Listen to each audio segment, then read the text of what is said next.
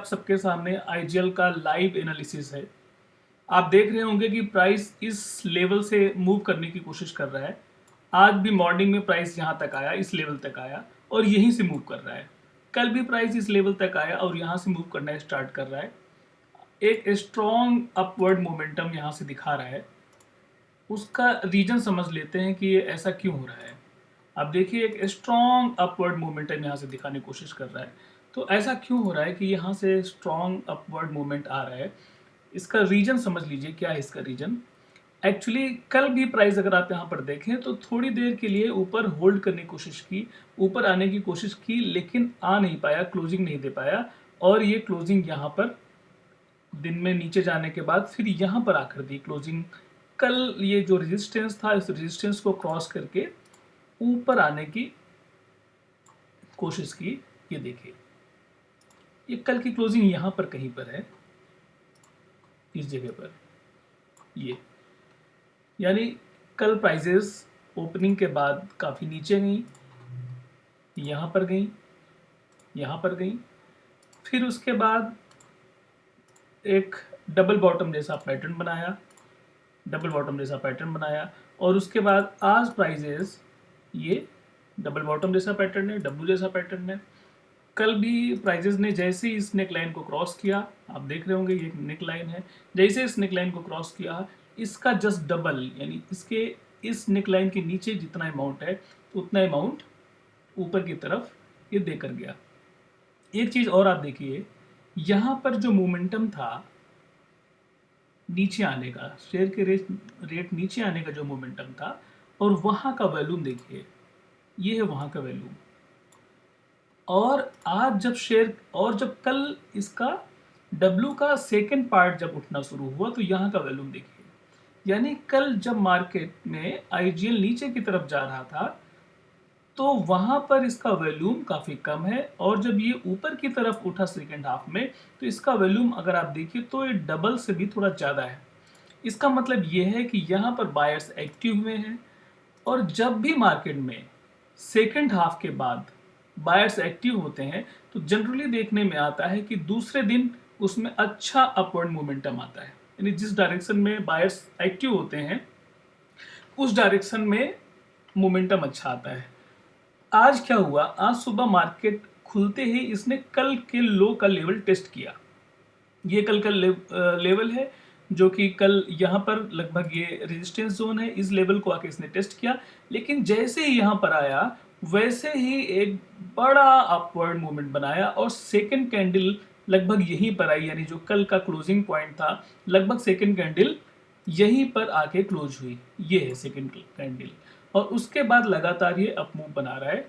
अभी मैं इसको देख रहा था, यहाँ पर ये इसने कल का रेजिस्टेंस ये ब्रेक किया, और ब्रेक करने के बाद ऊपर ही क्लोज हुआ। ऊपर क्लोज होने के बाद ये कल का रेजिस्टेंस है, यहाँ पर क्लोज हुआ।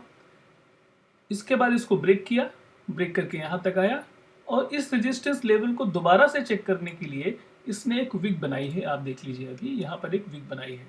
लेकिन प्राइजेस जैसे इस लेवल पे आई हैं वहाँ आते ही ये वॉल्यूम देखिए आप, कंटिन्यूअस बायर्स हैं यहाँ पर, और एक कंटिन्यू अप मूव आना शुरू हो गया है। इसका मतलब ये है कि ये आईजीएल यहाँ से टर्न अराउंड हो सकता है, जो कि मैंने एक एनालिसिस किया है कि चूंकि यहाँ पर लगातार कंटिन्यूअस इसके सपोर्ट जोन है, सपोर्ट जोन 1, सपोर्ट 2, सपोर्ट 3, 4, 5, और अगर आप इसको यहाँ पर एक्सटेंड करते हैं जैसे कि मैंने यहाँ पर दिखाया है, अगर आप इसको डेली चार्ट में जाके देखिए और इसको आप एक्सटेंड करके देखिए तो जैसे कि आप यहाँ तक जाते हैं तो ये सारा ये सपोर्ट ट्रेंड लाइन है। जैसे ये सपोर्ट ट्रेंड लाइन पे आता है वो बाउंस बैक करता है और ऊपर की तरफ जाने की कोशिश कर रहा है। अगर ये कंटिन्यू इसी तरह से रहता है तो इसका मतलब ये है कि हमारा एक बाउंस बैक आ सकता है और यहाँ पर एक बाइंग पोजीशन बन सकती है। अगर आज ये क्लोजिंग दे देता है ऊपर की तरफ तो ईजिली एक्सपेक्ट कर सकते हैं कि यहाँ पर एटलीस्ट इस लेवल पे ये दे के जाएगा, और उसके बाद रीटेस्ट के लिए नीचे आता है तो वहाँ पर हम एक बाइंग पोजीशन बना सकते हैं। लेकिन दूसरी तरफ अगर इस ट्रेंड लाइन को ब्रेक करके नीचे जाता है, सपोज ये ट्रेंड लाइन है, ये सपोर्ट जोन है, इस सपोर्ट जोन को ब्रेक करता है, ब्रेक करके नीचे जाने की कोशिश करता है, सपोज नीचे जाता है और नीचे जाने के बाद रीटेस्ट करके ऊपर आता है और वहाँ पर रुक जाता है, सपोज ये नीचे की तरफ जाता है, यहाँ से ये है, अगर ये नीचे की तरफ जाता है तो इसको एक बार रीटेस्ट के लिए आना चाहिए, क्योंकि कंटिन्यूस अप ट्रेंड में रहा है, एक बार रीटेस्ट के लिए आना चाहिए। और रीटेस्ट करने के बाद अगर ये नीचे की तरफ जाने की कोशिश करता है, सेकेंड वीक को इसको ब्रेक कर देता है, सपोज इसको अगर ब्रेक कर देता है, इस लेवल को ब्रेक कर देता है, तो ये बहुत ज़्यादा पॉसिबिलिटी है कि ये डाउन में चला जाए और इन लेवल्स को देखने को मिले, हमें ये लेवल्स देखने को मिले, ये लेवल्स देखने को मिले। लेकिन सो फार ये अभी अप ट्रेंड में है और अभी इसमें सेलिंग के चांसेस मुझे नहीं दिख रहे हैं। कंटिन्यूस अप ट्रेंड में रहा है और इसने न्यू हाई बनाया है अराउंड, आप देख सकते हैं ये 594, और जब कभी भी किसी राउंड नंबर के आसपास आने की कोशिश करता है तो एक बार रिवर्सल जनरली ज़रूर होता है। तो अगर उस लिहाज से देखें तो यहाँ पर अभी बाइंग पोजीशन है, कंटिन्यूस अप ट्रेंड में है, और अगर इस लेवल पे थोड़ा बहुत नीचे भी आता है तो अभी यहाँ पर सेलिंग नहीं बनती है।